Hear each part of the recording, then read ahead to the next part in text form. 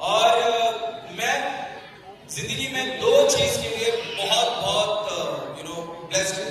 एक है कि केरला में मेरे पेरेंट्स के बच्चे बन के मैं पैदा हो गया, वो एक चीज। दूसरा कि मैं वेस्ट इंडीज में विनिंग टीम के साथ आया।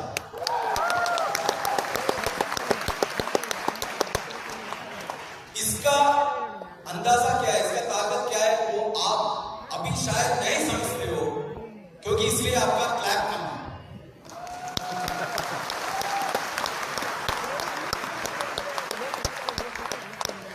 तो मेरे लाइफ में जो चेंजेस हुए इस बिजनेस में बारे में बताने जा रहा हूं, और आप ध्यान दीजिएगा, क्योंकि मैं सिर्फ आपके तरफ से नहीं, आपके बच्चों की तरफ से बात करने जा रहा हूं।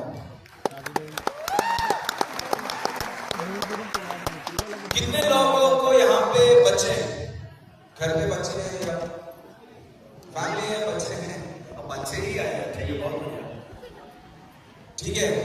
कितने लोग किसी ना किसी के बच्चे हैं? माँ बाप है ना, आप पैसे कैसे हुए?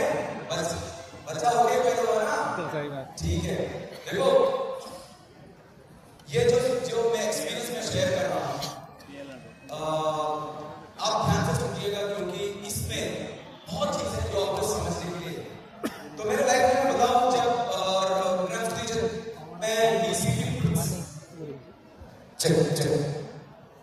प्लस क्यों? क्योंकि मैं इस बिजनेस में सेकंड जनरेशन हूं। इस बिजनेस में मेरा स्पॉन्सर वही आदमी है जो आदमी मुझे इस धरती पे लेके आया।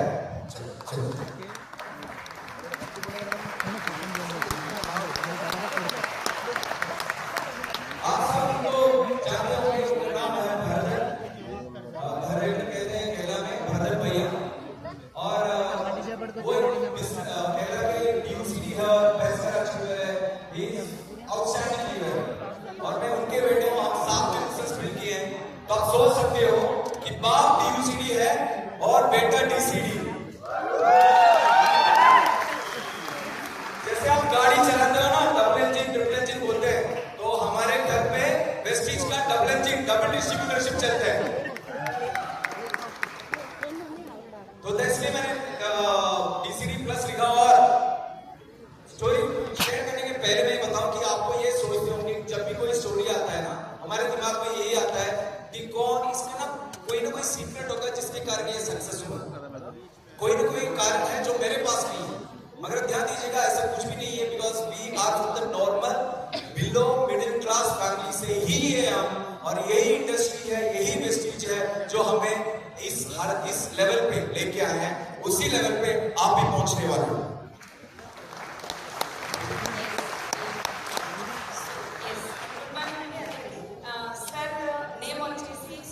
మర్నాడ్ సార్ వచ్చేసి కేరళ నుండి గాడ్స్ ఓన్ కంట్రీ అని పిలుస్తారు.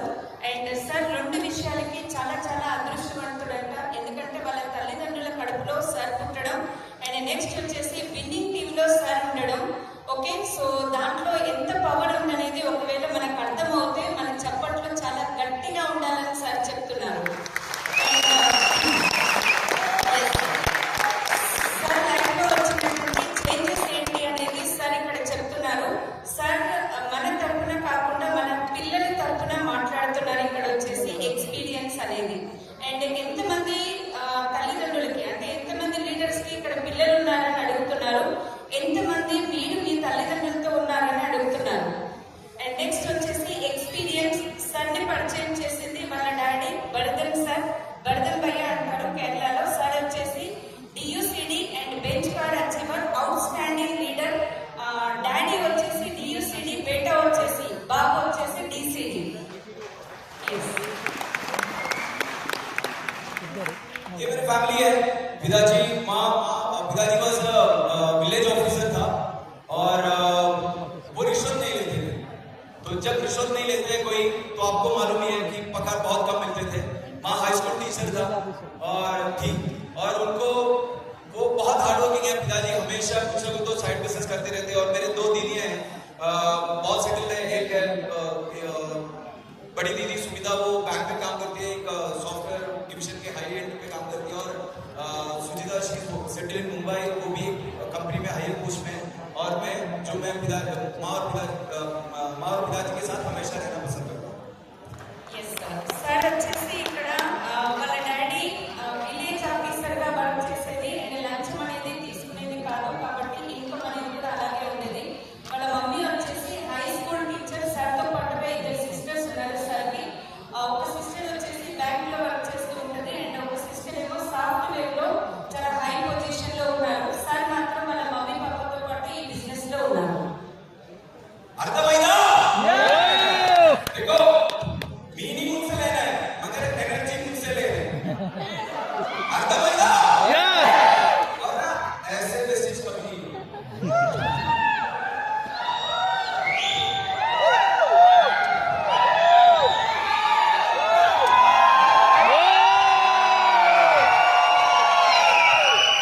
ये है मेरा हैदराबाद का एनर्जी, ये है हैदराबाद की एनर्जी, यही हमेशा दिखना चाहिए। तो तैयार है? तो दिस इज माय वाइफ। मेरी नजर में the most beautiful lady in the world. जोरदार तालियां आरती के लिए भी। और my elder sister doctor Shriya and Akshata. और ये मैं जैसे हाँ मेरी ठीक है। जब पहला हुआ था मैंने पहले बोला था कि मैंने जब ऑलमोस्ट 8 स्टैंडर्ड तक कुछ घर में रहा हूँ जहाँ जिस घर की काम कभी कंप्लीट नहीं हुआ। हमेशा कुछ तो प्रॉब्लम रहता है, हम घर का काम कभी कंप्लीट कर इनकम्प्लीट घर पे रहो। और पिताजी बहुत ज्यादा साइड बिजनेस करते थे क्योंकि उनको ये था कि वो बचपन में ऐसे टाइम पे गुजरा जो उनको खाना नहीं मिलते। तो उन्होंने हमेशा यही सोचा कि मेरे बच्चों को हमेशा फ्यूचर अच्छी होनी चाहिए, उनकी लाइफ अच्छी होनी चाहिए, तो उसके लिए वो हमेशा काम करते थे, साइड बिजनेस बहुत ज्यादा करते थे। हमारे घर पे 6 गाय थी जो मैं दीदी और माँ मिलकर देखते थे। बचपन में घर में दूध जाके देते थे क्योंकि घर पे हालत उतना अच्छा नहीं था।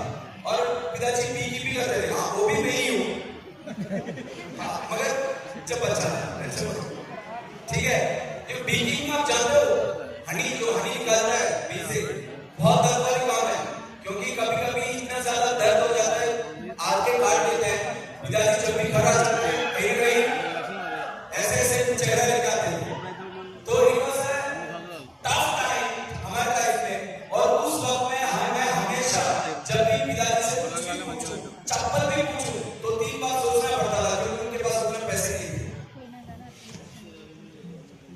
ఎస్ ఇక్కడ వచ్చేసి సార్ చెప్తున్నాడు హైదరాబాద్ ఎనర్జీ అనేది ప్రతి ఒక్కరు చూపించాలి. మెసేజ్ లో మనం సక్సెస్ అవ్వాలంటే ఎనర్జీ అనేది ఉండాలి. సార్ కూడా ఒక ఫోటో చూపించారు. సార్ వాళ్ళ wife okay beautiful wife and ఇద్దరు పిల్లలు సార్ కి ఒకరు శ్రేయ అండ్ ఒకరు అక్షత. అండ్ సార్ పుట్టినప్పటి నుండి 8 years వచ్చేంత వరకు కూడా అండర్ కన్స్ట్రక్షన్ అండ్ ఇన్కంప్లీట్ ఉన్నటువంటి ఇంట్లో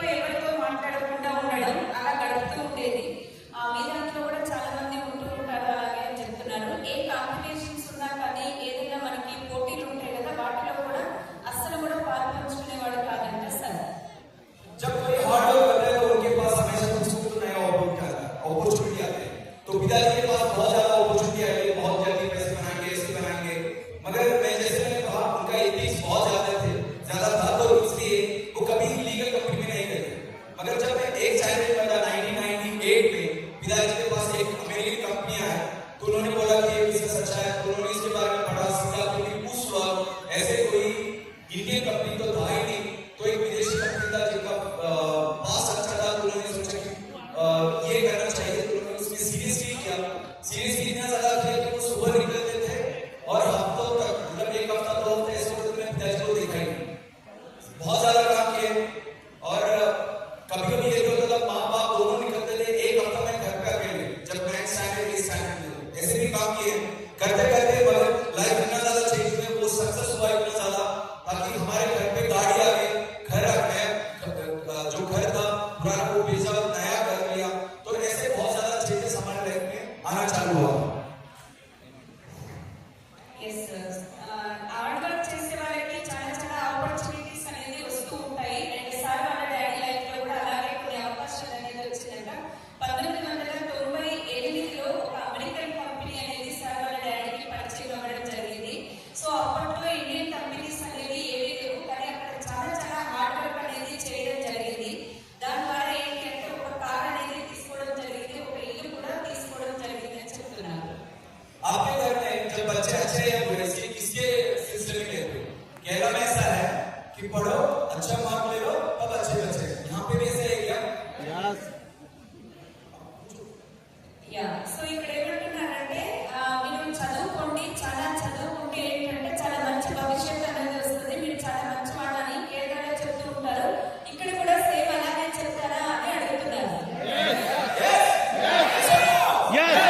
तो मेरे ऐसा ही था, मैं भी पढ़ गया और अहमदाबाद कॉलेज जो बैंगलोर में है, वहाँ पे मेरा इंजीनियरिंग का सिलेक्शन हुआ और वहाँ पे भी क्या है कि दोस्तों के बीच में मैं हीरो था। अगर कभी बाहर आके कोई किसी भी चीज में मैं नहीं आता था, तो हॉस्टल में जो किया हर जगह में नॉर्मल लाइफ, और वहाँ से मेरा सिलेक्शन हुआ सॉफ्टवेयर में, और सॉफ्टवेयर में भी मैंने एक फेमस कंपनी में काम किया था। मगर एक चीज मुझे दर्द हुआ था कि मैं कभी घर नहीं जा पाया। एंजॉय तो किया बहुत ज्यादा लाइफ में, मगर जब नौकरी लगे तब पता चल गया कि क्योंकि वहां पे इतना ज्यादा काम था कि घर नहीं जा पाते, जो वो लोग बोलते वहीं जाके काम करना पड़ा था। और मैं हमेशा ये था माँ पिता इतना ज्यादा काम किया हमारे लिए, तो कम से कम उनके साथ जो बुलाने पर वहां घर पे आ जाए, उस तरह से जीना पसंद करता था। तो इसलिए मैंने वो नौकरी छोड़ दी। उसके बाद मैंने MBA लिया। MBA करने के बाद भी बैंक में किए, MBA सैटरडे संडे घर पे, तो शुरुआत मुझे कासरगोड में जो मेरे गांव के नजदीक है वहां पे पोस्टिंग मिला था, तो ट्रेन पे आते रहते थे, तो दोस्त भी मिलते थे वहां पे, तो ऐसे नॉर्मल जिंदगी कट रहे थे। సార్ వచ్చేసి బెంగళూరులో ఇంజనీరింగ్ అనేది కంప్లీట్ చేయడం జరిగింది. 2000 మందిలో సార్ ఒక హీరో, ఒక సాఫ్ట్వేర్ కంపెనీలో, మంచి కంపెనీలో సార్కి జాబ్ అనేది దొరికింది. కానీ అక్కడ ఏంటి అంటే వాళ్ళు ఎక్కడికి పంపిస్తే అక్కడికి వెళ్ళాల్సి వచ్చేది, ఇంటికి వెళ్ళేటువంటి అవకాశం లేకుండేది. తల్లిదండ్రులు ఇంత కష్టపడి పెంచి కదా వాళ్ళు రమ్మన్నప్పుడు నేను ఇంటికి వెళ్ళలేకపోతున్నాను అనేటువంటి బాధ ఉండేది. తర్వాత ఏంటంటే క్యాలికట్లో సార్ MBA అనేది కంప్లీట్ చేసుకోవడం జరిగింది యూనివర్సిటీ నుండి. బ్యాంక్లో జాబ్ అనేది తీసుకోవడం జరిగింది. అండ్ సాటర్డే సండే అనేది హాలిడే ఉండేది. అక్కడ ట్రైన్లో ఫ్రెండ్స్ ఆ విధంగా చాలా కష్టంగా లైఫ్ అనేది గడుపుతూ ఉండేవాడు. आप ये सिर्फ सोच रहे हो इंजीनियरिंग MBA करना बहुत मुश्किल है, मगर समझ लीजिएगा, अगर एक पुजारी का बेटा अगर चोर के घर जाएंगे तो वो चोर बन जाएंगे, और एक चोर का बेटा पुजारी के घर आएंगे रहेंगे और वहां जिएंगे तो पूजा करना चालू करेंगे। केरला में ऐसा है कि एक पत्थर ऊपर फेंको, वो नीचे गिरेगा किसी न किसी इंजीनियर के ऊपर या कोई लेडीज के ऊपर या किसी न किसी इंजीनियर आदमी के ऊपर। तो केरला में सबको यही करते हैं, इसलिए कोई बड़ी बात नहीं है। సార్ ఏమంటున్నారంటే ఒక పూజారి వాళ్ళ కొడుకు దొంగ ఇంటికి వెళ్తే దొంగ అవుతాడు, కానీ ఒక దొంగ కొడుకు పూజారి వాళ్ళ ఇంటికి వెళ్తే పూజ చేయడం కూడా స్టార్ట్ చేశాడు.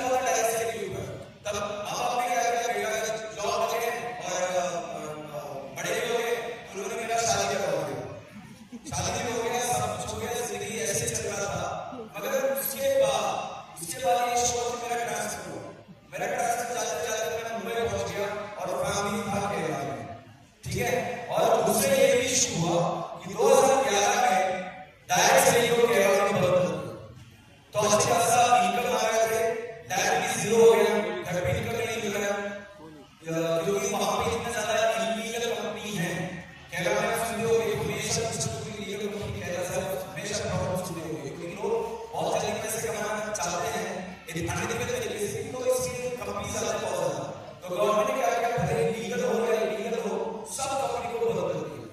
तो 12 साल लेकिन 30 इयर्स जो पिताजी इस कंपनी में काम किए थे, जीरो हो गया। मगर उससे भी शॉक ये हुआ कि उस वक्त हमने कंपनी को कॉन्टैक्ट किया कि हमने आपको अपनी खून पसीना करके आपको भेज दिया है, तो आपकी मदद की जरूरत है। तो कंपनी ने ये बताया कि आपको आउटसोर्स रेजिस हो, हम मदद नहीं करेंगे।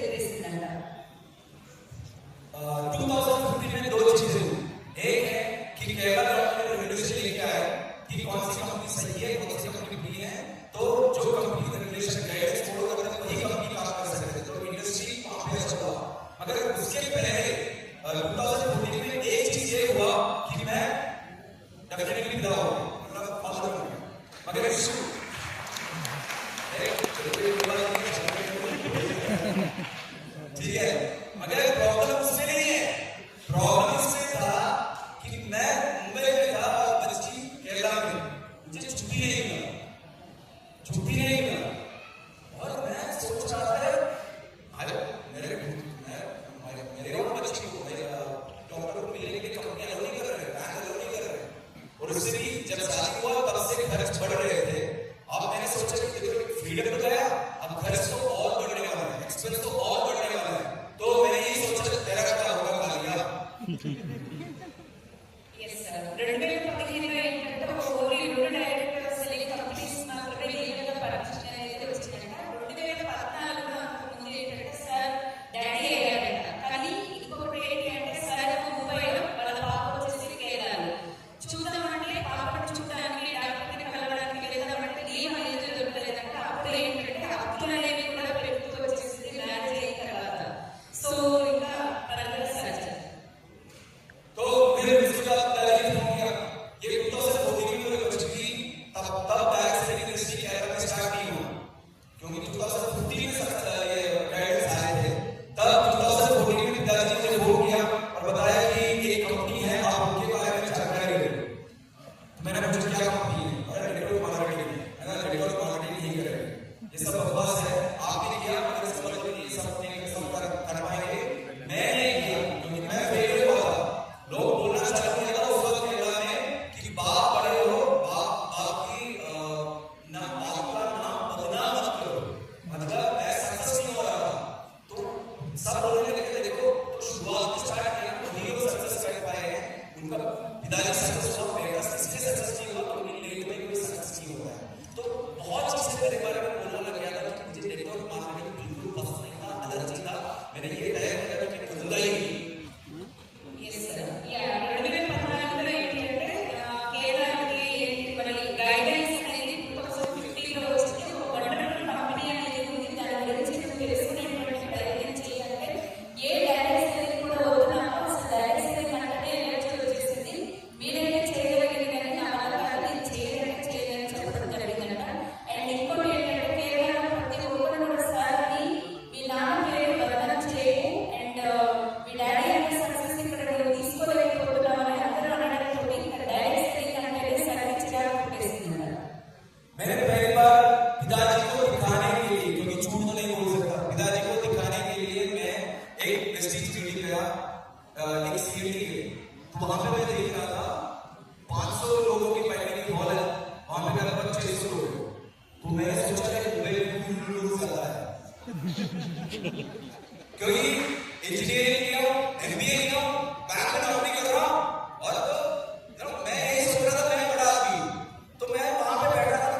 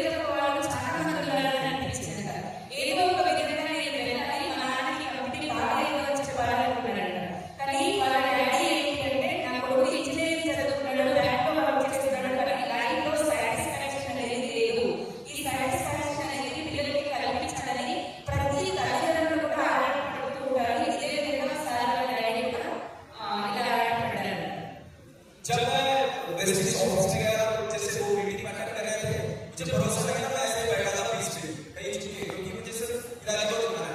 जब बहुत लोग स्टेज पे आए, स्टोरी बताना चालू किया, तो मैंने कहा ये तो बहुत सुना है, केरला में इससे भी ज्यादा बड़ी कहानी मैंने सुनी है, तो मुझे इंटरेस्ट नहीं देख नहीं रहा, मगर बैठना ही नहीं।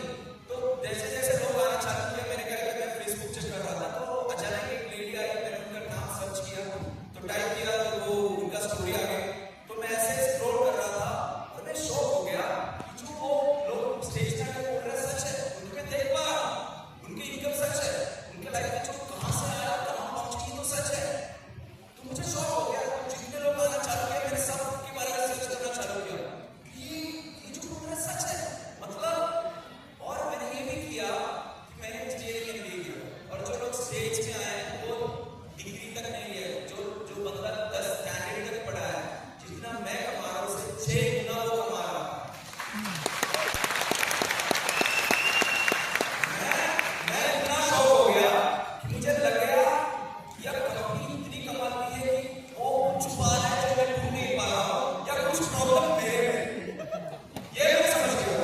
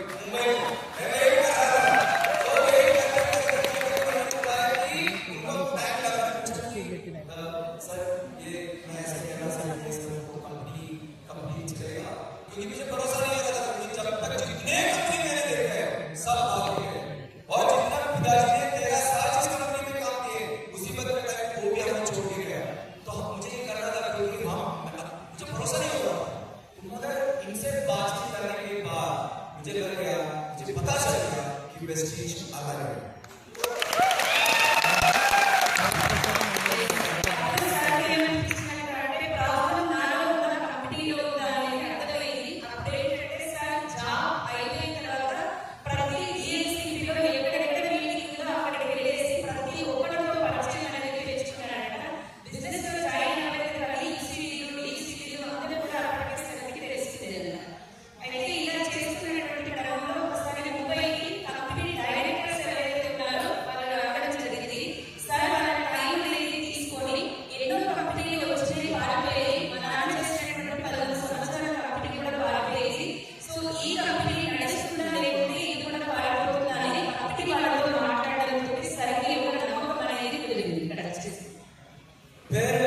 फिर मैंने डिसाइड किया कि ये करना है, किसके लिए करना है, मेरे लिए करना है, क्योंकि मैं फैमिली नहीं जा पा रहा हूँ, बच्ची को नहीं देख पा रहा हूँ, टाइम पे कुछ नहीं कर पा रहा हूँ, फ्यूचर के बारे में बहुत टेंशन था, तो करना ही करना है, करना ही करना है, किसके लिए करना है, मेरे लिए करना है, वो मैंने डिसीजन लिया था, फिर करना चालू किया। तब तक मैंने मेरे पिताजी को मैं पूछता था करना है कि नहीं होगा नहीं होगा, अगर एक बार मैंने जाने के बाद पढ़ने के बाद मैंने डिसाइड किया, उसके बाद मैंने कभी कोशिश नहीं किया, मैंने हमेशा यही पूछा है कि नेक्स्ट क्या करना है, मैंने ये किया, क्या करना है, क्या करना है, क्या करना है, पूरा सवाल और सिर्फ इतना ही कि काम जोरदार करना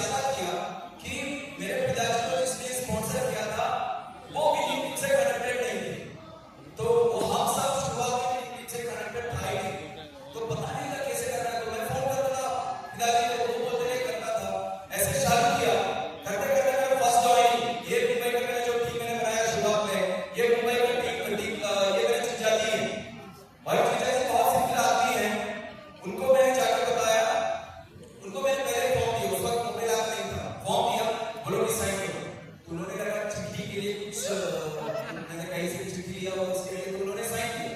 साइन करने के बाद मैंने बताया कि 3000 रुपये। उन्होंने बोला चिट्ठी मुझसे लिया, ठीक है ये 3000 रुपये। फिर मैं गया शाम को प्रोडक्ट लेकर आया, उनके सामने रखा। उन्होंने पूछा क्या है, तो मैंने कहा बिजनेस है, नेटवर्किंग है, प्रेस्टीज है और मुझे इस वजह से सक्सेस होना है, आपकी मदद की बहुत जरूरत है। मैंने जीजा जी है और कहाँ जाएगा, प्लान नहीं मालूम, कुछ भी नहीं मालूम, बता दिया। वो ज्वाइन हुआ, वो डायमंड डायरेक्टर है, इसमें कमा रहा है। मगर सिर्फ इनको इसकी जरूरत नहीं है, वो ऑलरेडी कंपनी में टॉप लेवल पोजीशन है। जब उस वक्त वो हर महीने 5 लाख की पगार ले रहे थे, उस वक्त उन्होंने इस चीज में आया। టెస్టింగ్ టైం అనేది నడుస్తుంది సార్ వాళ్ళ డాడీ లైఫ్ లో. ఎందుకంటే సార్ వాళ్ళ డాడీ ఎవరైతే పరిచయం చేసిందో వర్కర్స్ అని వాళ్ళు వినింగ్ టీం నుండి కాదు. ఎందుకంటే సార్ సక్సెస్ అవ్వాలంటే సార్ ఏం తెలియదు అండ్ వాళ్ళ డాడీకి హిందీ కూడా రాదు. హిందీ రాదు అండ్ సార్ వాళ్ళ డాడీ ఏజ్ వచ్చేసి ఏంటంటే 65 ఇయర్స్ అంట. 65 ఇయర్స్ ఉన్నటువంటి వ్యక్తిని మొబైల్కి పిలిపించి బిజినెస్ గురించి చెప్పాలంటే కష్టం అవుతుంది. కాబట్టి మెల్లమెల్లగా సార్ డిసైడ్ అయ్యాడు ఎందుకు చేయాలి అంటే నా కోసం నేను చేయాలి, నా లైఫ్ సెట్ చేసుకోవడానికి నేను చేయాలి, నా పిల్లల్ని చూడడానికి, నా లైఫ్ 100% సెట్ అవ్వడానికి చేయాలని డిసిషన్ తీసుకోవడం జరిగింది. అండ్ తర్వాత ఏంటి అంటే ఇక్కడ కనిపిస్తున్నటువంటి టీం ఉంది కదా, ఇక్కడ సార్ వాళ్ళ టీం అంటే అది వచ్చేసి వాళ్ళ బాబా ఎవరైతే ఉన్నారో ఆల్రెడీ వెల్ సెటిల్డ్ ఉన్నారు అండ్ మంత్లీ ఒక 5 lakhs ఇన్కమ్ వచ్చేటువంటి వ్యక్తికి ఈ అవకాశం గురించి చెప్పలేదు. ఓన్లీ ఒక 3000 రూపీస్ ఇవ్వమని అడిగారంట. అంటే ఏదైనా లోన్ తీసుకున్నాడేమో, హ్యాండ్ లోన్ కావాలేమో అని 3000 రూపీస్ నాకు ఇచ్చారంట. ఈవినింగ్ వరకు సార్ ఏం చేసిండు అంటే ఒక ప్రోడక్ట్స్ అనేది తీసుకొచ్చి ఇవ్వడం జరిగింది. అప్పుడు చెప్పిండు ఇదొక బిజినెస్, ఇదొక వినింగ్ టీమ్ ఫ్యామిలీ అండ్ ఇక్కడ మనం అందరం సక్సెస్ కావాలి అని చెప్పిండు. ఈ రోజు ఆ సార్ వచ్చేసి డైమండ్ డైరెక్టర్ పొజిషన్ లో ఉన్నారు. అంతకుముందే 5 lakhs ప్యాకేజీ తోటి ముందుకెళ్తున్నారంట. तो मैंने एक चीज समझ गया कि इंजीनियरिंग एमबीए से कुछ होने वाला नहीं है। तो मैंने वो नीचे सबसे नीचे रखा और काम करना चालू किया। हर जगह पे जहां भी जाते थे, जहां भी मिलते थे, इस चीज को मिलता था, प्लान निकालता था। ऐसे जगह जगह जाके प्लान निकाला। हर दिन जॉब के बाद मैं कभी भी 11 या 12 बजे के पहले घर नहीं आया, क्योंकि घर मुंबई में कोई है नहीं घर पे। तो इतना ज्यादा काम किया था, करते करते 6 महीने में मेरा इनकम जो है वो जितना बैंक से मिल रहा था उससे भी ऊपर चला गया। और मैंने 6 महीने में मैंने बैंक जॉब मैंने रिजाइन किया और 1 साल में तो मैं ग्राउंड डायरेक्टर बन गया और जहां पर मेरा इनकम 1 लाख के करीब पहुंच गया। సార్కి ఏమర్థమైందంటే ఇంజనీరింగ్ ఎంబీఏ ఏది కూడా పనికిరాదని సార్కి అర్థమైంది. ఎందుకంటే ఎందులో ఎక్కువ డెప్త్ ఉందనేది సార్ తెలుసుకున్న తర్వాత ఆఫీస్ అవర్స్ ఏదైతే ఉంటుందో తర్వాత ప్లాన్ ఎవరు కనిపిస్తే వాళ్ళకి ప్లాన్ చెప్తూ ఉండేదంట. ఫ్యామిలీ అక్కడ లేదు కాబట్టి 11-12 గంటల కంటే ముందు రాత్రి ఎప్పుడు కూడా సార్ ఇంటికి వచ్చేవాడు కాదంట. 6 నెలల్లో బ్యాంకులో ఎంతైతే అమౌంట్ వస్తుందో అంతకంటే మంచి అమౌంట్ అనేది ఇక్కడికి రావడం జరిగింది. సో 6 months లో సార్ జాబ్ అనేది రిజైన్ చేసిండ్రు. 1 year లో grand director and 1 lakh plus అనేది ఇక్కడ సార్ తీసుకోవడం జరిగింది. और 1 साल में मेरे गाड़ी लिए मेरा फर्स्ट गाड़ी है एस्क्रॉस जो 14 लाख का फर्स्ट गाड़ी, जो बैंक में रह के कभी खरीदा ही नहीं, चांस ही नहीं, लोन मिलेगा। मगर ये फर्स्ट गाड़ी लिया और अब मैं जो चला रहा हूँ वो FJ का है 24 लाख में। और जो टेस्ट ड्राइव के लिए मैंने गया था, एक गाड़ी पसंद आई, उसी वक्त मैंने बाइक भी लिया था, ठीक है। और जिंदगी बदल गया, जिंदगी इतना ज्यादा बदल गया क्योंकि ये समझ लीजिए मैं अकेले काम नहीं कर रहा, मैं और पिताजी मिलके काम कर रहे हैं। इसलिए केरला में हमने बिजनेस स्टार्ट किया, केरला में एक्सपैंड किया और उसके बाद पिताजी DUCD बन गए। ये जो कोविड के टाइम में और कोविड के पहले ये भी हुआ था, जो हमने इतना ज्यादा जानकारी नहीं थी। 2017 and 18 में आप जानते होंगे केरला में फ्लड हुआ था, इतना ज्यादा बारिश हुआ था कि कोई काम के लिए निकल नहीं पा रहे थे। तब भी 3 महीने में जो कमीशन था उसका एवरेज कंपनी ने हमें 3 महीने तक दे दिया। मतलब बिना कोई काम करे वेस्टीज हमें इनकम दे रहे थे, क्योंकि वेस्टीज हमें काम की मेंबर समझते थे। 1.5 year లో సార్ ఒక కార్ అనేది తీసుకోవడం జరిగింది. బ్యాంక్ లో 7 సంవత్సరాలు వర్క్ చేసింది కానీ బ్యాంక్ లో లోన్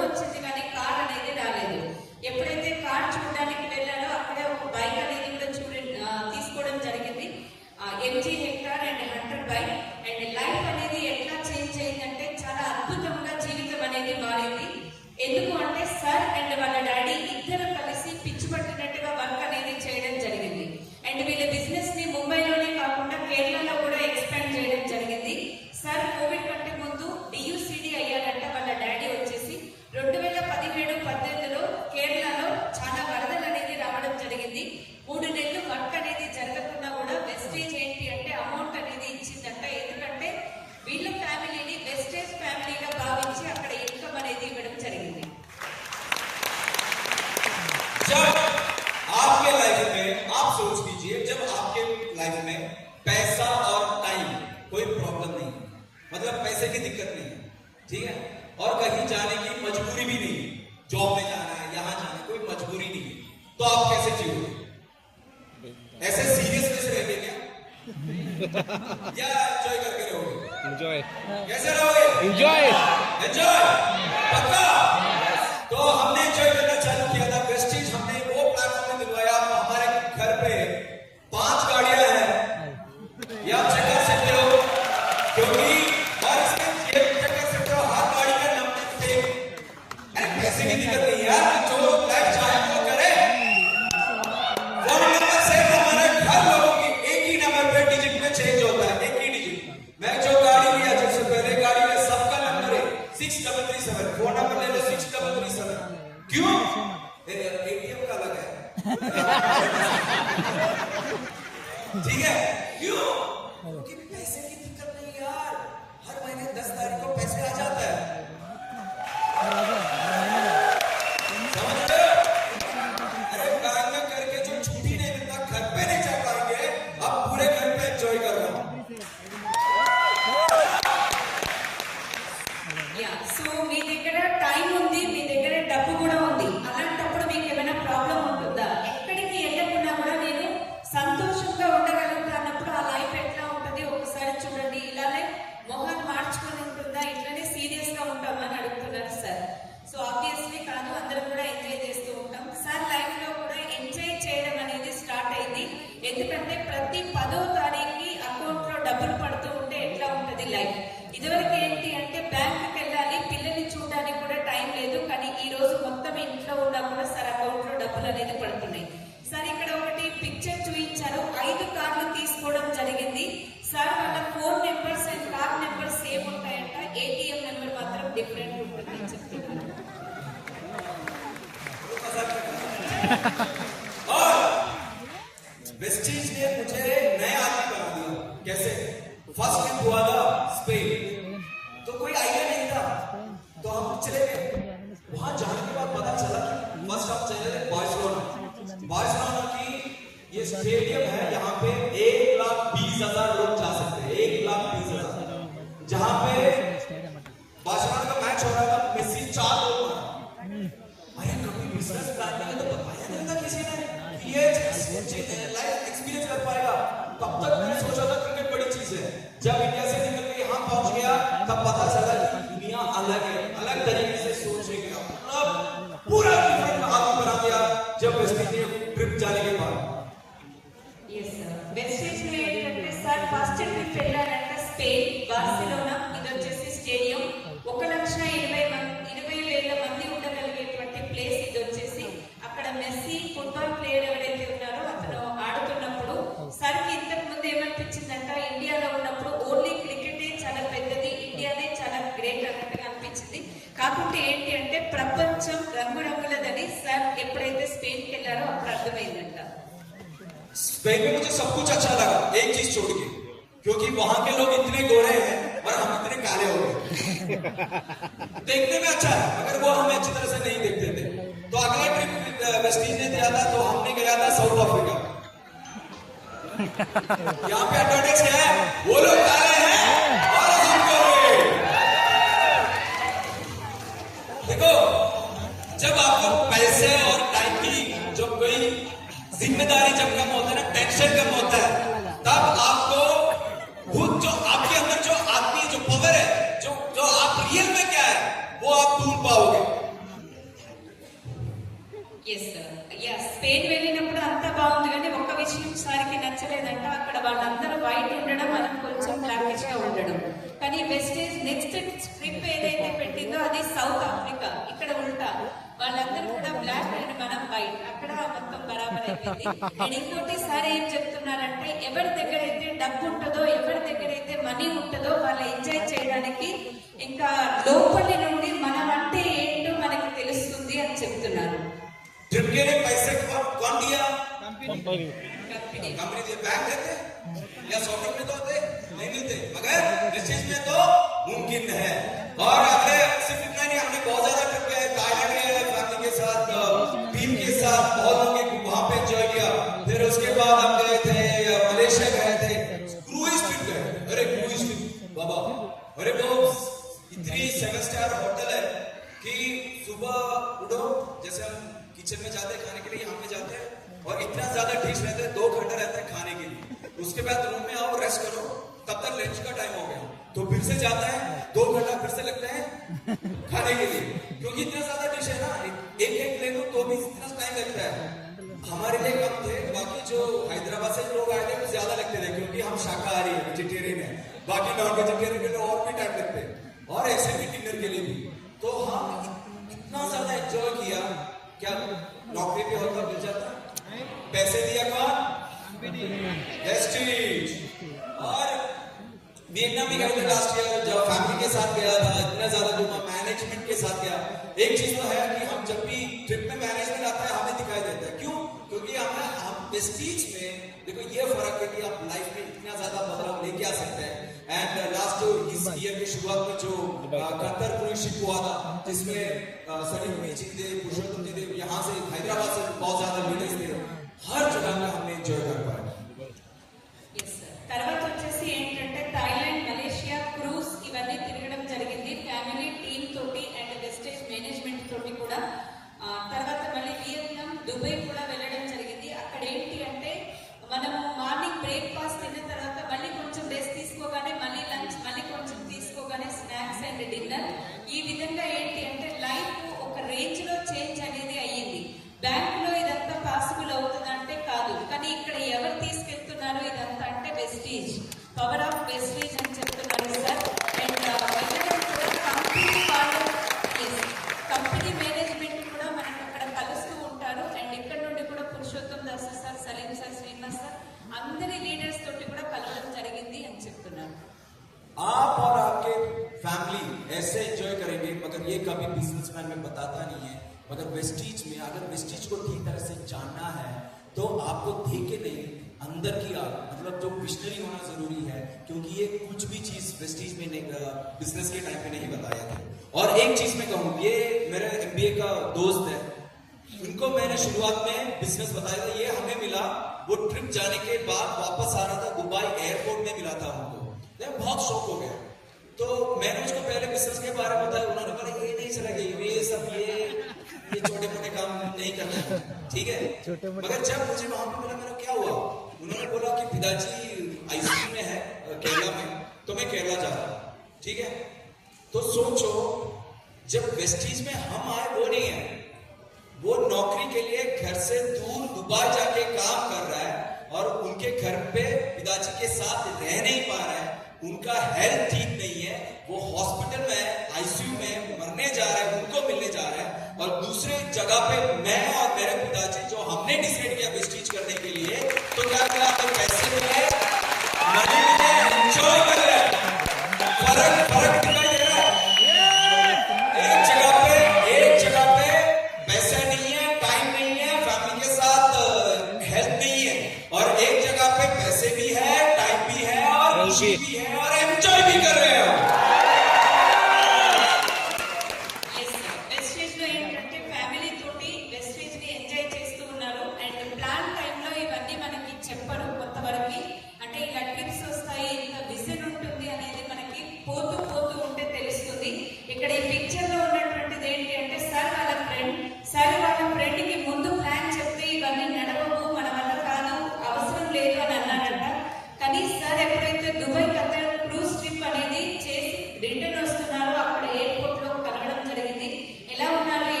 और सिर्फ हम वही नहीं रुके। देखो बचपन में पिताजी इतना स्ट्रिक्ट था क्योंकि पैसे तो था ही नहीं, तो कुछ भी पूछते चेहरा ऐसे होता था। मगर जैसे जैसे आगे आ गया उनका कैरेक्टर चेंज हुआ, वो इतना सॉफ्ट कॉर्नर हो गया, इतना चेंज हो गया कि वो मेरा बेस्ट दोस्त बन गया। तो हमने लाइफ को एक्सप्लोर करना चालू किया क्योंकि पिताजी भी फ्री है और मैं भी फ्री हो सकता हूँ। जैसे कभी कभी बच्चों की जो स्कूल में पेरेंट्स मीटिंग होते हैं ना, सब लेडीज आते हैं, तो एक ही जेंट्स में कभी कभी अकेले में ही होता हूँ, तो टीचर्स सोचते हैं कि आपके पिताजी को कोई नौकरी नहीं है क्या, पूछता है, समझ रहे हो। तो हमने पर्सनल ट्रिप्स जाना चालू किया था। हमने कहा गए, लद्दाख गए थे और लद्दाख उस तरफ गए। तो पिताजी उस वक्त ही वॉज अबाउट 70 था, तो उस वक्त हम दोनों ड्राइव किया दुनिया की सबसे बड़ी ऊंचाई पे जो रोड है वहां पे हमने ड्राइव किया साथ में।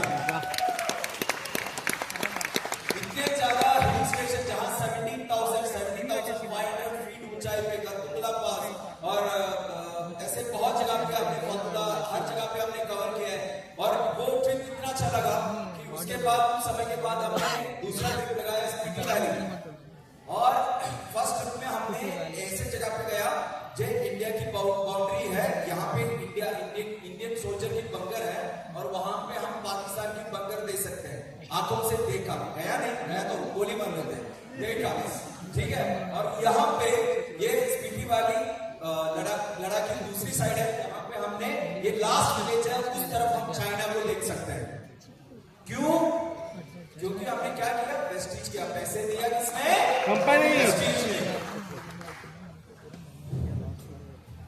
సో సార్ వాళ్ళు ఇక్కడ పర్సనల్ ట్రిప్స్ కూడా వెళ్తూ ఉన్నారంట. ఫస్ట్ ఏదైనా సార్ వాళ్ళ డాడీని అడిగితే ఇలా చూస్తూ ఉండేదంట, ఎందుకంటే డబ్బు లేదు, టైం లేదు. కానీ ఇప్పుడు ఏంటి అంటే చేతి నిండా డబ్బు ఉంది, టైం ఉంది కాబట్టి ఫ్రెండ్లీ ఫాదర్ లాగా, ఒక బెస్ట్ ఫ్రెండ్ లాగా ఇద్దరు కలిసి ట్రిప్స్ అనేది పర్సనల్ గా కూడా వెళ్తూ ఉన్నారంట. అండ్ లైఫ్ ఎట్లా ఉంది అంటే మొత్తం ఎక్స్ప్లోర్ చేస్తూ ఉన్నారంట. అంటే ప్రపంచాన్ని జయించడం అంటారు కదా, అది చేస్తూ ఉన్నారు. అండ్ నెక్స్ట్ ఇంకొకటి ఏంటి అంటే 70 years ఏజ్ లో సార్ అండ్ వాళ్ళ డాడీ ఇద్దరు కలిసి లదక్ ఉంది కదా, హైయెస్ట్ ఏదైతే లోతు ఉందో, సో 17,000 కిలోమీటర్ల ఫీట్ ఉన్నటువంటిది అక్కడ వెళ్ళడం జరిగిందంట. ఇటు చూస్తేనేమో ఇండియా, అంటే చూస్తేనేమో పాకిస్తాన్. కానీ అయినా ఇవన్నీ ఎట్లా వెళ్తున్నారు అంటే అక్కడ వెస్టేజ్ అనేది డబ్బులు ఇస్తున్నాయి, సొంతంగా మనం వెళ్ళట్లేము ఇక్కడ వచ్చేసి. అండ్ ఇంకొకటి ఏంటి అంటే స్పిటి లోయ అనేటువంటి అది కూడా వెళ్ళడం జరిగిందంట. అటు వెళ్ళి చూస్తే చైనా కనిపిస్తూ ఉంటుందంట. ఇదంతా ఎట్లా పాసిబుల్ అవుతుంది అంటే వెస్టేజ్ చేస్తున్నాం కాబట్టి, వెస్టేజ్ డబ్బులు వస్తున్నాయి కాబట్టి ఇది పాసిబుల్ అవుతుందని సార్ చెప్తున్నారు. एक चीज आपके घर में जो दिक्कत ऑलरेडी होगा या आएंगे, अभी शायद आपके बच्चे आपको वैल्यू देंगे, मगर आगे जाके वो ये बोलेंगे कि आपको क्या मालूम, आप तो आउटडेटेड हो गए, आप पुराने हो गए, हमें सब कुछ मालूम है। मगर यहाँ पे विनिंग टीम का ताकत वहां आता है जब आप विनिंग टीम सिस्टम के साथ हो, तो आपका प्रोडक्टिविटी, आपका नॉलेज, हर चीज इतना बढ़ता है कि आप कभी आउटडेट नहीं होता। मेरे लिए मेरे पिताजी अभी भी इतने ज्यादा इंफॉर्मेशन देते हैं कि मैं हमेशा उनका स्टूडेंट बनते रहता हूँ, कोई जनरेशन गैप कभी नहीं होगा। और अटे जो 70 तो सर ये जो मोमेंट्स है, जब आप मरते हो ना, मरने के पहले आप ये हो जाता है कि जब आप सोचो मरने के, तो छोड़ो, अभी अगर आप आंख बंद करके लाइफ में क्या क्या हुआ जब वो सोचेंगे, ठीक है, तो कितना चीजें आपके याद आएंगी। और मैं सही बताऊं, सिर्फ उसी दिन आपने जिए हैं, बाकी क्या है कॉमन डेज है। मगर वेस्टीज के कारण हमारे लाइफ में हर दिन स्पेशल हो रहा है, हर दिन। ప్రతి ఇంట్లో కూడా ఏదో ఒక ప్రాబ్లం అనేది ఉంటుండొచ్చు. అండ్ మీ పిల్లలు మీకు ఒక టైంలో విలువ ఇస్తారు, కానీ పోతూ పోతూ ఉంటే ఏమవుతుందంటే నీకేం తెలుసు, ఇప్పుడు అప్డేటెడ్ నాలెడ్జ్ అనేది మీ దగ్గర లేదు, మీరు అవుట్డేటెడ్ అయ్యారని చెప్తూ ఉంటారు. కానీ ఐఎమ్ వెరీ బ్లెస్, ఎందుకంటే విన్నింగ్ టీమ్ తో ఉండడం తోటి విన్నింగ్ టీమ్ సిస్టమ్ ఏం చేస్తుంది అంటే నాలెడ్జ్ అనేది మనకి ఇస్తూ ఉంటుంది, ఇన్ఫర్మేషన్ అనేది మనకి ఎప్పటికప్పుడు ఇస్తూ ఉంటది. కాబట్టి ఈ రోజుకి కూడా నేను మా డాడీ స్టూడెంట్ అని సార్ గర్వంగా చెప్తూ ఉన్నారు. ఇక్కడ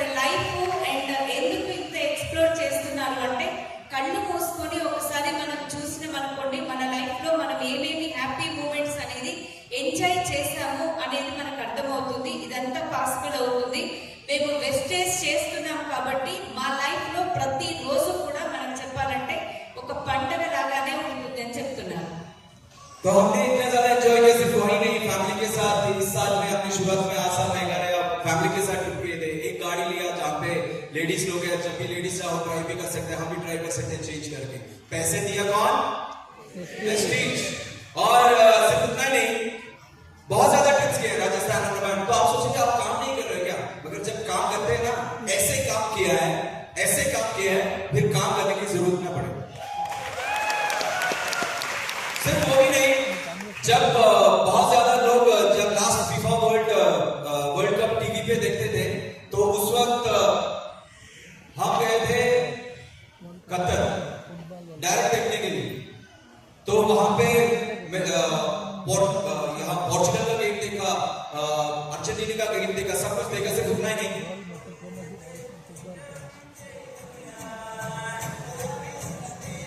ये जो विदेशी लोग हैं वो वहां पे हैं, मगर हम खूब एंजॉय कर रहे हैं.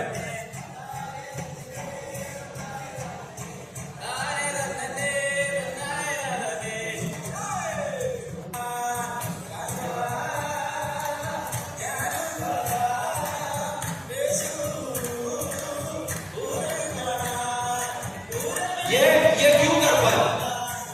ये इसलिए नहीं कर पाया क्योंकि इंजीनियरिंग एमबीए किया है. ये इसलिए किया क्योंकि विनिंग टीम ने सेल्फ कॉन्फिडेंस दिया. अब दूसरे हमें देखने का वक्त आ गया है. సార్ వారి ఫ్యామిలీతో పాటుగా అస్సాం, మేఘాలయ ఇలాంటి ప్లేసెస్ అనేది వెళ్ళడం జరిగింది. ఎందుకు అంటే వెస్టేజ్ మనీ అనేది ఇస్తుంది ఇక్కడ. అండ్ ఫీఫా వరల్డ్ కప్ చూడడానికి ప్రత్యక్షంగా ఖతర్ వెళ్ళడం జరిగింది. అక్కడ విదేశీయులు ఎవరైతే వచ్చి ఎంత ఎంజాయ్ చేసారో సార్ వాళ్ళు కూడా అంతే లైఫ్ ని ఎంజాయ్ చేసిందంట. మరి సార్ మీరు ఇన్ని దేశాలు ఇన్ని వెళ్తున్నారు కదా, మీరు ఎట్లా చేయాలి అంటే ఇలా చేయండి, ఇలా చేయండి భయపడుతూ లైఫ్ ని లీడ్ చేస్తూ ఉంటారు. ఎందుకంటే రేపటి రోజున నా జాబ్ ఉంటుందో ఉంటుందో అనేటువంటి భయం ఉంటుంది. కానీ ఇక్కడ సార్కి ఏంటి అంటే వెస్టేజ్ ఉంది అండ్ విన్నింగ్ టీమ్ అనేది ఉంది. అందరూ కూడా వేరే వాళ్ళని చూస్తూ ఉంటారు, కానీ విన్నింగ్ టీమ్ వెస్టేజ్ లో ఏంటంటే మనల్ని చూస్తూ ఉన్నారు. ఎందుకంటే ఇక్కడ ఆర్థిక భద్రత ఉంది, మనకి సక్సెస్ చేయించడానికి విన్నింగ్ టీమ్ అనేది ఉందని సార్ చెప్తున్నారు. हर दिन हर मोमेंट यही सोचते हैं कि इस मोमेंट को स्पेशल कैसे बना दिया जाए. हर चीज, क्योंकि सोचने का तरीका बदल दिया इस बिजनेस में आने के बाद, विनिंग टीम के आने के बाद. आप और अगला ट्रिप जो आ रहा है लंदन 30 तारीख स्टार्ट है जो हम जा रहे हैं. सिर्फ इतना ही नहीं, हमने ट्रिप को एक्सटेंड किया और लंदन से स्कॉटलैंड तक हम गाड़ी बुक किए ड्राइव करके जाने के लिए. पैसे दिए कौन? और सिर्फ इतना नहीं, और भी पैसे नहीं. ये हमने जो जगह लिया है केरला में, जो एकर्स है 3-4, वहां पे हम खेती भी करते हैं. बाहर दिया है जब हम फ्री है तो वहां पे भी जाते हैं खेती करने के लिए, वो भी स्टीच नहीं दिया है. और पैशन है, पहले फोटोग्राफी के बारे में सोचता ही नहीं था, अब जगह जगह जाता हूँ, इतना घूमता हूँ तो कैमरा लिया तो फोटो भी खींचते हैं. तो इतना सारा एक्सपीरियंस लाइफ में दिलवाया. हर चीज का बेस क्या है? सिर्फ एक ही बेस है, वो इंजीनियरिंग एमबीए नहीं है. अगर वो किया होता तो मैं जेल की तरह कहीं बैग में सड़के होते. मगर अब लाइफ एंजॉय कर रहा हूँ क्योंकि मैं विनिंग टीम के साथ वेस्टेज कर रहा हूँ. సో లైఫ్ లో ప్రతి రోజు ప్రతి నిమిషం కూడా సార్ వాళ్ళ డే అనేది అండ్ మూమెంట్స్ ఏవైతే ఉన్నదో మెమోరబుల్ గా అంటే ఎప్పుడు గుర్తుండిపోయేలాగా ఉంటుందంట. అండ్ నెక్స్ట్ అప్కమింగ్ ట్రిప్ వచ్చేసి ఏంటి అంటే 3rd అక్టోబర్ నుండి 8th అక్టోబర్ వరకు సార్ వాళ్ళు లండన్ వెళ్తున్నారంట. లండన్ తర్వాత వాళ్ళు మళ్ళీ స్కాట్లాండ్ కూడా వెళ్తున్నారంట. అండ్ ఇంకోటి ఏంటి అంటే కేరళలో కొన్ని ఎకరాల భూమి అనేది తీసుకొని వాళ్ళ ఏదైతే కొన్ని చెట్లు అది సాగు చేయడం ఉంటుంది కదా, అది చేస్తున్నారు.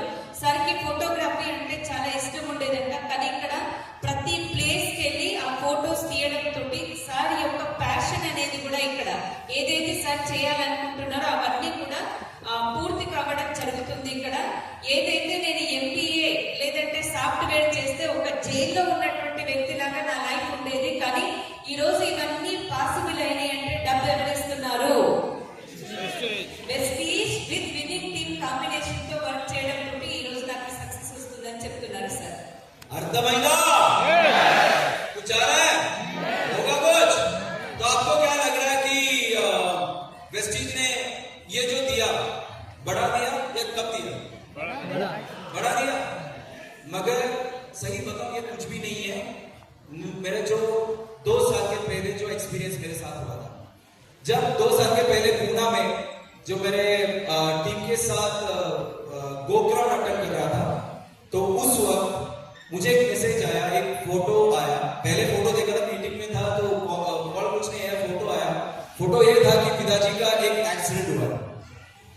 उन्होंने फोन करके, फिर मैंने फोन किया तो बताया कि कोई दिक्कत नहीं है, बाइक से थोड़ा गिरा है, हेलमेट उतर गया तो सर नीचे टपक गया, मतलब हिट हो गया। तो डरने की कोई बात नहीं, थोड़ा स्किन वगैरह हाथ में वगैरह हुआ है, तुम डरो मत, तुम आराम से आ। तो मैंने कहा ठीक है। तो फिर मीटिंग के बाद घर पहुंचे तो 1 हफ्ता 2 हफ्ते के पहले ही उनको ना चलने का थोड़ा दिक्कत आ रहा था, वो बैलेंस नहीं मिल रहे थे, वो ऐसे चल रहा है तो गिरने का फील कर रहे थे। तो हमने डॉक्टर के पास गया तो सीटी स्कैन लिया। तो सीटी स्कैन लेने के बाद डॉक्टर ने ये दिखाया कि यहाँ पे पूरा, मतलब जो स्कल और ब्रेन के बीच में पूरा ब्लड क्लोट हो चुका है पूरा। तो डॉक्टर बोल रहे कि आप चल कैसे पा रहे हो? आपके जैसे लोग यंगस्टर हो तो भी इतना हो तो दिक्कत आ जाता है, आप चलते क्यों? क्योंकि उनको नहीं मालूम ये वेस्टी सप्लीमेंट लेता है, हेल्थी है। तो उसके बाद ऑपरेशन हुआ। एक बार ऑपरेशन होने के बाद वो ठीक था।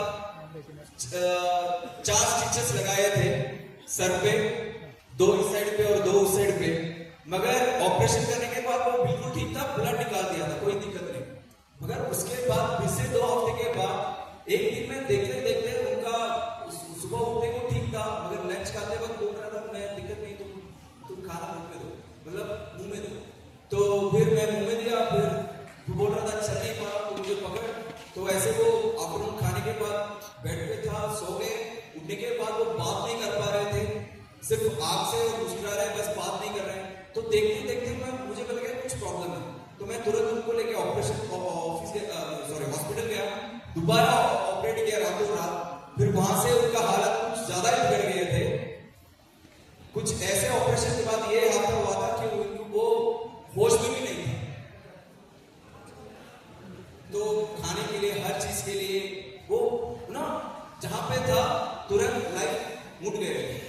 मगर एक एडवांटेज यहाँ पे था कि जब मेरे पिताजी को मेरी सर्विस की जरूरत था, मुझे किसी से छुट्टी मांगने की जरूरत नहीं थी।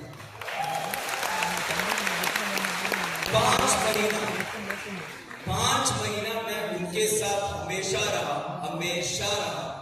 जब भी उनको कुछ भी जरूरत हो, क्योंकि वो खुद कुछ नहीं कर पा रहे थे।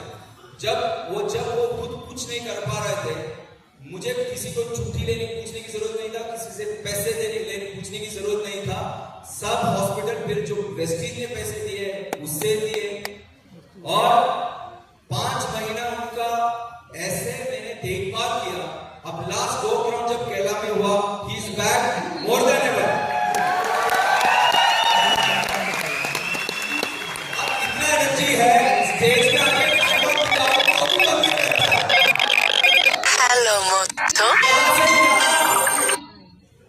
यहां से यहां कैसे आए?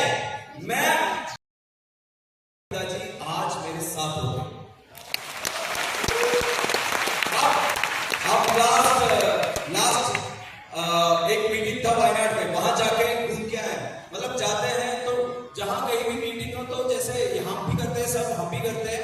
मीटिंग हो तो उसके नजदीक में जहां घूमने की जगह है वहां घूम के आता है। तो लास्ट ये वायनाड की जगह है जो लास्ट हम जा रहे हैं।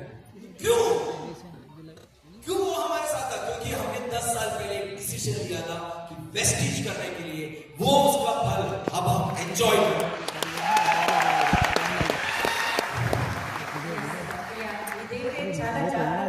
కానీ తర్వాత ఏమైందంటే ఒక 2 వారాల తర్వాత మళ్ళీ ఏంటి అంటే మాట్లాడడానికి ఇబ్బంది అవ్వడం, తన పనులు తను చేసుకోకపోవడం, ఇవన్నీ అవుతూ ఉంటే మళ్ళీ హాస్పిటల్కి తీసుకెళ్లారంట రాత్రికి రాత్రి. సో అక్కడ కొంచెం హెల్త్ అనేది డిస్టర్బ్ అవ్వడం తోటి 5 months సార్ వాళ్ళ డాడీ తోటే ఉండాల్సి వచ్చిందంట. అంటే ఇక్కడ ఒక్క నిమిషం ఆలోచించండి, ప్రతి ఒక్కరు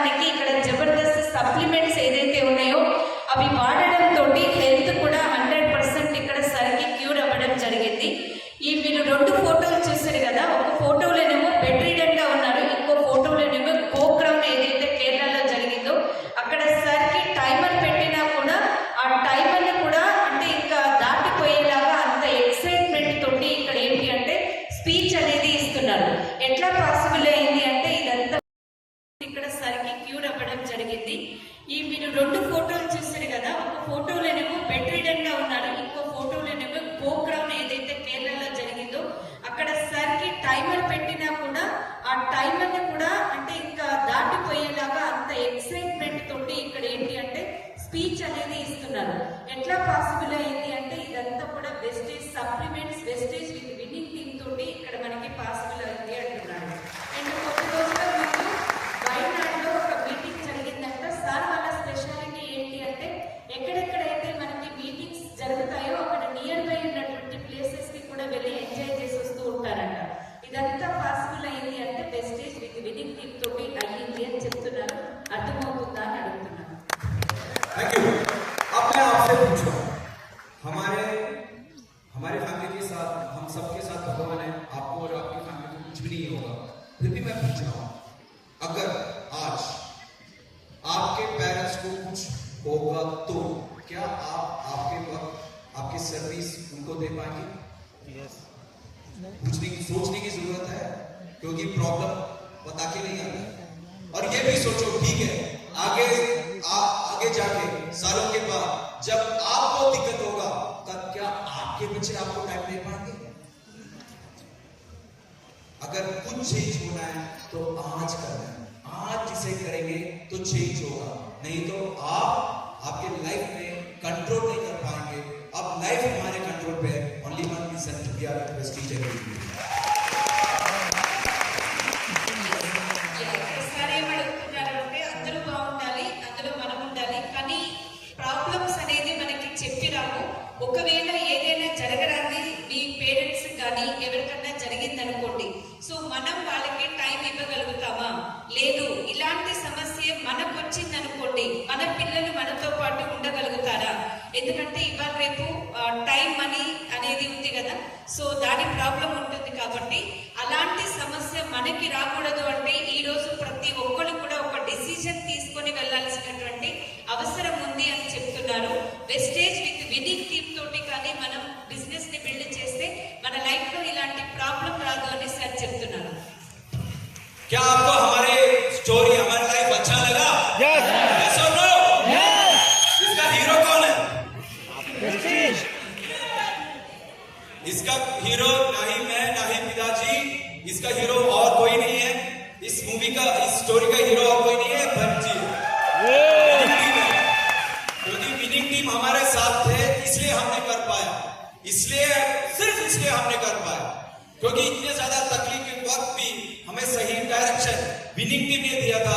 और भी हीरोज है, और हीरोज और कोई भी नहीं है, ये डायरेक्टर्स भी।